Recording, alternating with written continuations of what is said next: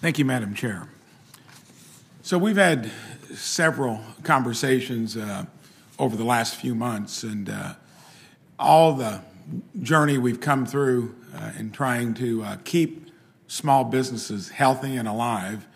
And I don't know how closely you were paying attention to how the economy was working pre-COVID, but it was hitting on many cylinders in the right direction. We were raising wages in some of the toughest places that we couldn't do before.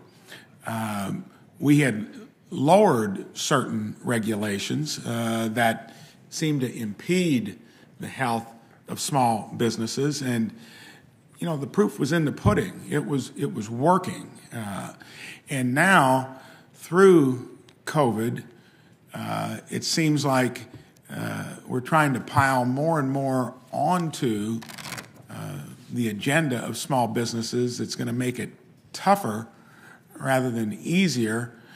And my observation is small businesses, medium-sized businesses, large businesses have put protocols in place that have finally given them the rhythm to come through what was a devastating national health issue, but also that was probably as devastating, if not more so, to certain parts of the economy, small businesses being one. And a lot of what I see coming down the pike looks like it's trying to get the federal government more and more involved in what almost any business owner would say that that's one of their biggest challenges to begin with, is to run a good business, try to raise wages, compete, and things seem to be working, and there aren't many here that actually have been small business owners in the Senate, and especially that have grown a business into a national company over a period of nearly 4 decades. And so much of what I see, and when I'm in Indiana, which is the biggest manufacturing state per capita in the country, great business climate, much of what we're doing here or proposing to do through the Biden administration makes absolutely no sense. Generally speaking, it looks to me like it's a way to federalize what we do on Main Street well, and to where it was working better than it ever was. So I know so much of what comes from here is done with good intentions.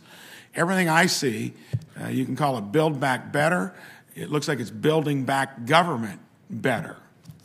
And it's coming with all of the stuff that we've had to contend with over the years, including competition, trying to make a better living for our employees, and it was working because the proof was in the results pre-COVID. So I want to ask each of you a simple question. Do you think, and I asked the Secretary of Education, do you think parents should be the primary stakeholders in their own kids' education? Who should be the primary driver in small business? Should it be the states and the business climate that they try to nurture, or should it be the federal government, which appears to be the Biden agenda? What should be more important? Directives from the top down, from the federal government to Main Street, or should that be the business of local and state governments primarily, which it's clear there too, the report card is out. You got half the states that got good business climates, had low unemployment rates, didn't need a federal bailout.